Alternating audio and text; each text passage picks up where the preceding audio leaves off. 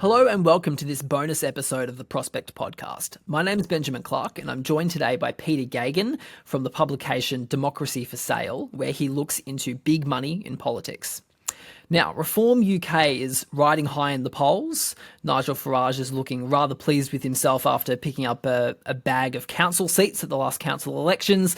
And the most recent Ipsos poll has Reform sitting at 34% compared to Labor's 25 and the Tories 15. So they're doing rather well. Now, with Nigel Farage's power in Westminster increasing, we also need to subject his party to some scrutiny. So for that reason, we've got Peter on today. Peter wrote a piece for us back in March titled Who Funds Reform? So Peter, who funds reform? Can you give us some good names? It's a really good question, Ben. And in some ways, it hasn't changed. Some of the picture hasn't changed all that much since March. So reform is funded by a small number of very, very rich individuals. And in some ways, that is in keeping with how British politics in general is funded. So we have a political system that runs on private money, and often it's a very handful of very rich donors who fund our politics. But what's really striking about reform is just how dependent it is on a really small handful of donors. I crunched some numbers for Prospect, and I looked at all the funding that reform and its previous successor party, the Brexit Party, had received since 2019. And more than 80% of their funding had come from just 5 very wealthy individuals. And you're talking about people who've long had a history of relationship with, been close to Nigel Farage, people like Richard Tice, actually, interestingly, who was himself the leader of the party. So Tice has given lots of money to the party, often as loans which are never to be called in, actually started writing off those loans. People like Christopher Harborne, who recently paid for Farage to go to the US, he gave more than £10 million to what was the Brexit Party back in 2019, 2020. There's some new donors on the scene as well. There's people like, we've seen kind of hedge funders, the kind of people who do give money to British politics. But what is really striking is, you're talking about people, more than half of their donations come from people who've homes in low tax jurisdictions or with offshore business interests. 40% come from people who've questioned climate change or investments in fossil fuels. It's kind of like it's a supercharged version of the kind of people who've been giving money to the Conservative Party effectively. So they're the kind of people who are coalescing around reform and who are seeing donation to reform. Almost in some ways the biggest question, though, when it comes to reform and money is who's not donating yet, because reform and their treasurer, Nick Candy, had said back in December that they were going to raise huge sums of money. Candy talked about, getting 20 people in the door who were going to give $1 million plus, big sums. So far, they haven't materialised. So at the moment, reform still seems to be reliant on a handful of very rich donors. But it remains to be seen. But also in British politics, there's a lag between when donations are made and when they're declared. So it's not always easy to tell in real time how the funding landscape looks for a party. Yeah, interesting. And you said that some of these donors are like the kind of people who would have donated to the Tories in the past, but in some instances it is people who used to donate to the Tories in the past. So did you want to speak to that sort of pipeline of people who are moving away from the Conservatives and across to Reform UK? Well, in some ways, completely, and this is what Reform UK are hoping is the electoral pipeline too. Where the voters are moving, the donors might follow, so to speak. Well, a really good example of that is Candy himself, Nick Candy, this big financier. I think they've announced a separation. His wife's Holly Valance, the Australian soap actress, who's also donated to Reform. But Candy was a big Tory donor. Candy was part of what we call the leaders group of Conservative donors. So the leaders group were the kind of top tier of Tory donors who used to, if you gave more than £50,000 a year, you become part of the leaders group and you would get to kind of have privileged access to the Tory leader who's often the Prime Minister, and leading Tories who are often leading Cabinet Ministers. So it was really kind of a place of influence. Candy was one of those people. He gave well over £1 million to the Tories. And then he switched. He switched around about the time that Elon Musk, if you remember back in December, there was talk of Elon Musk donation to Reform. Around the same time, Candy became the treasurer of Reform, was unveiled, a bit like MPs or former MPs have been unveiled as Reform, moving to Reform from the Tories, so was Candy unveiled. But as you say, he's not the only one. Lots of others have kind of followed a similar path. There's people like Chris Benodi, who is probably most well known for shorting sterling on the Brexit night. Big Tory donor in the past.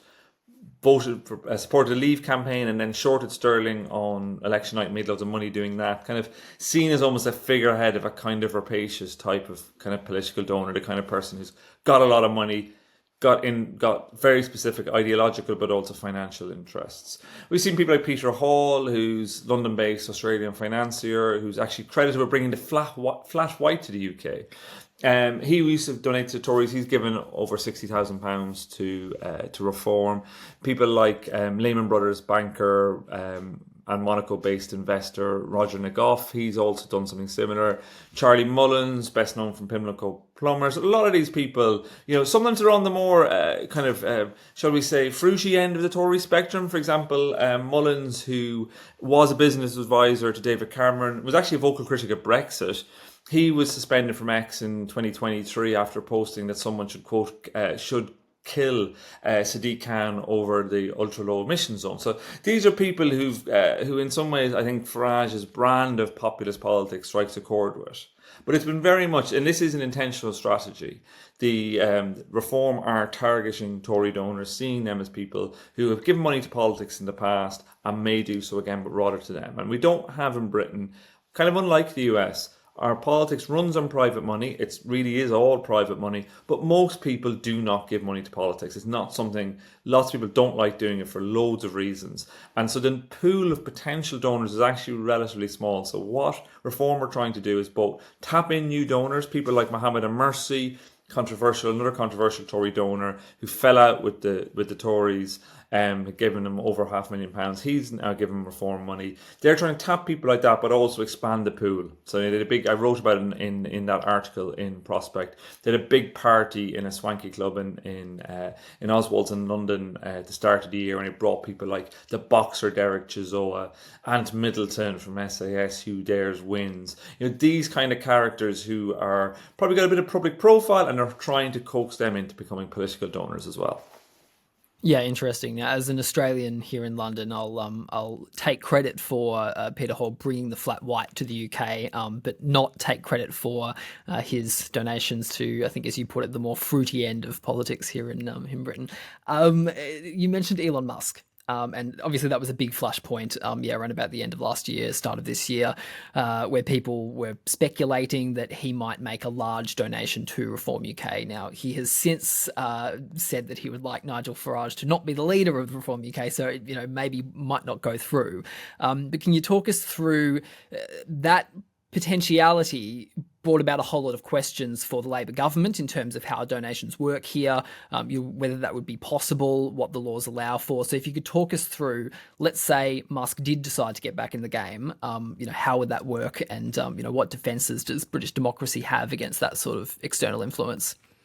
So in theory, we should be defended against foreign influence in British politics. It's kind of the cornerstone of British electoral law, which is about 25 years old, is that people who are not able to vote in Britain are not registered in Ireland either, because Irish people can donate as well. He says with his Irish accent, should not be able to donate to our politics. So that should be kind of solid. But as is often the case, and I write a lot about this in Democracy for Sale, there's lots of loopholes. It was quite interesting looking at the briefing around the Musk donation, because everyone involved kind of denied it had anything to do with it. Musk people said it was nothing to do with him. Reform said it was nothing to do with us. The Tories, all the rest of it. But what I thought was striking was it was quite clear on how he would do it. How he would do it is give money through a UK registered company that he controls, like Tesla or X, and which make lots of money, and you can give the donation that way because he controls the company. So that allows effectively a foreign donor to donate into a British political party. We've been working on this issue actually quite a lot, Democracy for Sale. We've shown how often companies that are controlled by foreign people who would not be allowed, or almost would not be allowed to vote in the UK, as Elon Musk wouldn't be. He's a South African-born US citizen who doesn't live in the UK. He wouldn't be allowed to vote. They're able to donate through companies.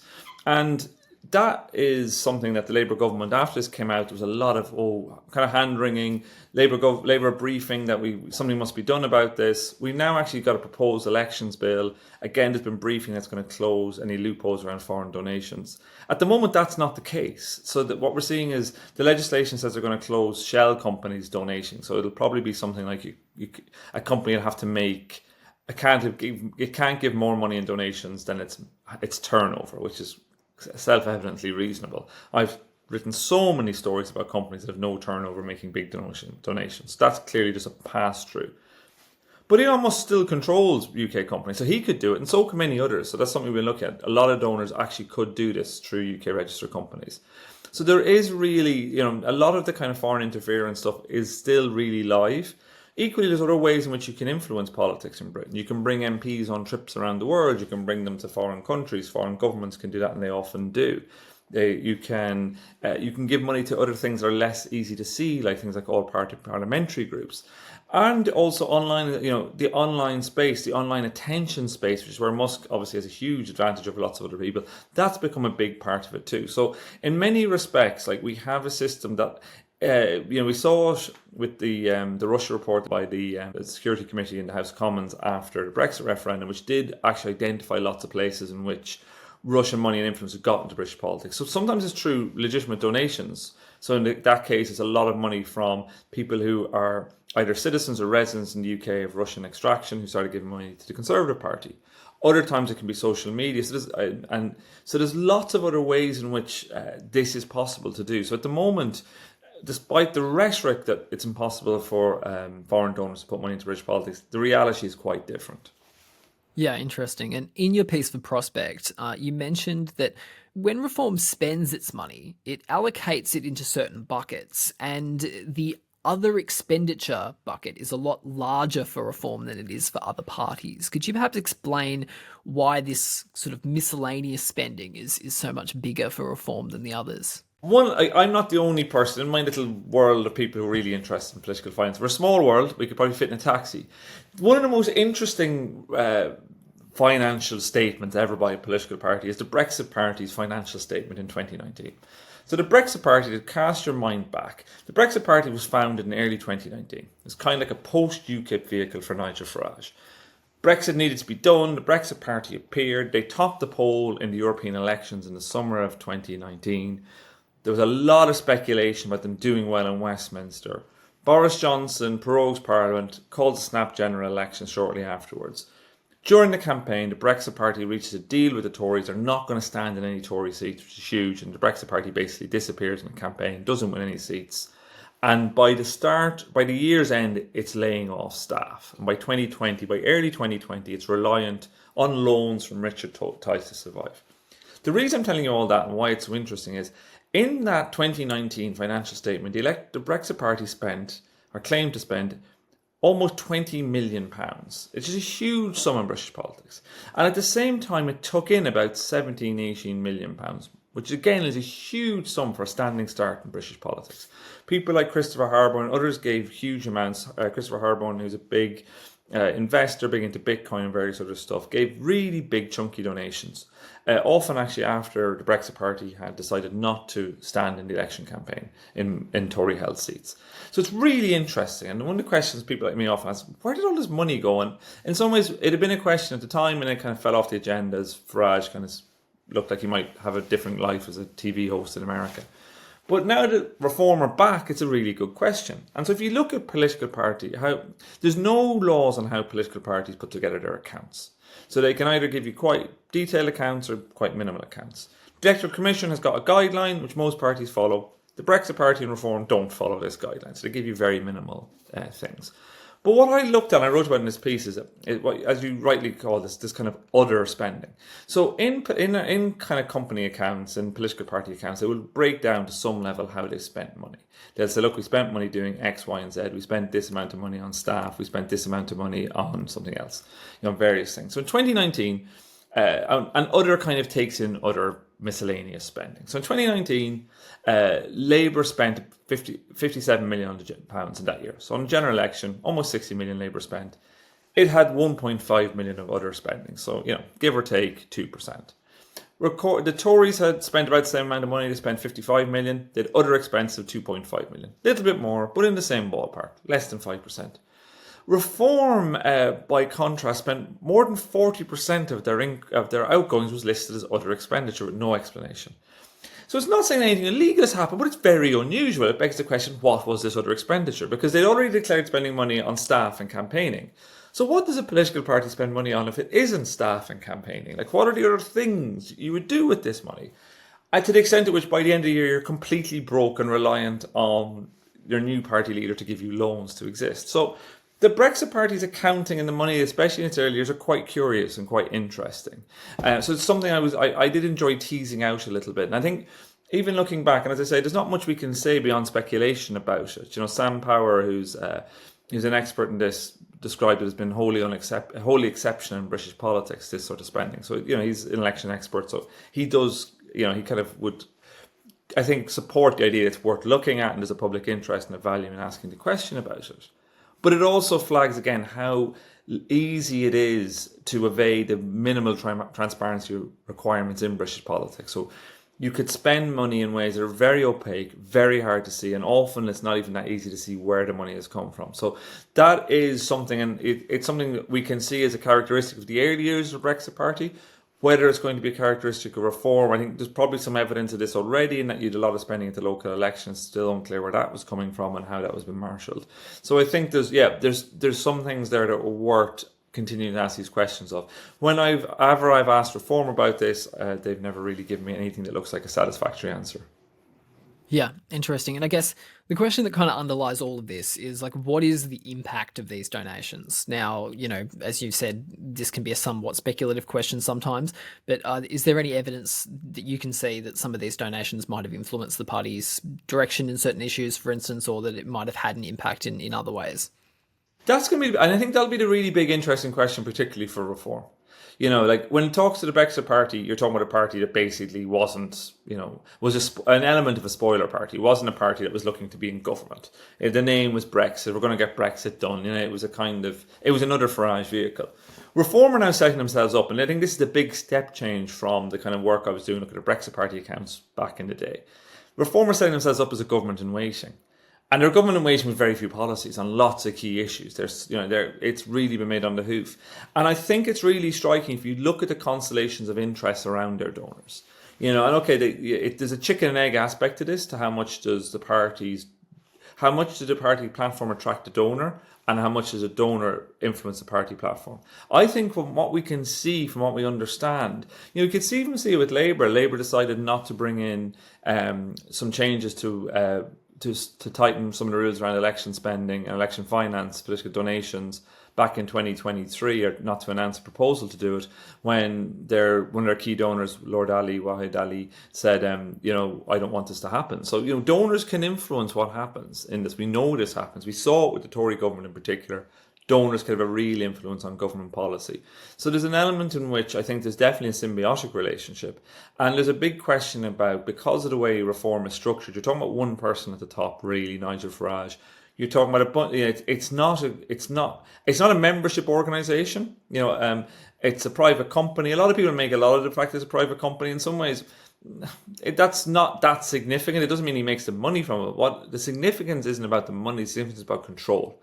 Farage controls a private company, so when he wanted to take it over from Richard Tice, when Richard Tice was the leader, nothing Tice could do about it. Farage is the majority shareholder in the company. He has more votes than him. It's a fait accompli. And that's the really important thing with this. And so I think, that level of control allows, I think, a level of influence that is actually quite unusual, because really party platforms, party policies are really more than almost at any other time the product of one man. Yeah, interesting. So in terms of Reform, it pitches itself as sort of the friend of the working class, the salt of the earth voter. But there's a seeming contradiction there between that and then, having these very rich donors who are making up most of its donations. You mentioned in your prospect piece that you didn't think that there was as much of a contradiction there as might appear. So why don't you think that there is one? I think it's not that there is no contradiction, but it's also how political funding has often worked in the UK. There is a tendency for people like Boris Johnson raised more money than probably any politician ever so far in British politics. And on a pitch that was, it was levelling up, it was, kind of blue wall Tories, etc., etc. So it was, those two things are not, they're less contradictory than they often seem. And I think that's part of the reason. And rich business leaders, etc., understand businessmen, all the rest of it. They understand that the party has to speak a certain way, and their job is often to influence them when they're in government, influence them in their power to do the things they want them to do. What I think is more significant around reform actually is the impact that its funders might have on its voters and their sense of their funders on its voters. There was some very interesting research done recently by Steve Akehurst, who's a kind of audience person, a strategic comms guy at Persuasion UK, looking at the kind of messages that might resonate, kind of anti-reform messages. And lots of them are kind of like, they would show people a video of a Labour ad about boats, about small boats. We're going to smash the boats. When people watch the video afterwards, they were actually less likely to vote Labour and more likely to vote Reform. So there was a kind of series of messages like this. But the one exception that was really strong was when it came to talking about actually the fossil fuel funders of Reform and Reform's climate change politics. So Reform are very anti-net zero, very kind of are climate change skeptic, it's fair to say, and have a lot of funders in the oil and gas space. When voters saw that, they were turned off. And I think this is something, there is a bit of an Achilles heel here when it comes to Reform and money. Similarly, there's been a few reports of at Reform events, rallies, when Nigel Farage has talked about how Labour have lots of millionaires have left the country under Labour. Supporters start cheering, and he has to tell them, no, this isn't good, it's bad. And I think there's that sense that is a problem. That's where the populist message, I think, is problematic for Reform. So Reform's donors and Reform's money is actually potentially problematic for them, more so than its position. It's kind of outward sense is a problem for their donors. I think it's the kind of people who give money to Reform could, and especially if Labour, if others can make it stick with them, could actually dent their brand as being outside the norm, being outside the mainstream, being like completely different and not being beholden to anybody. Yeah, interesting. A potential couple of tips there for Prime Minister Keir Starmer as he tries to beat back the tide of reform at the moment. Peter Geoghegan, thanks very much. Viewers can read your piece, Who Funds Reform, at prospectmagazine.co.uk, and we'll put links in the show notes to this episode. Peter, thanks very much. Thank you very much for having me, Ben. This interview was from an episode of the Prospect podcast. To read more of Prospect's award-winning journalism, head to prospectmagazine.co.uk.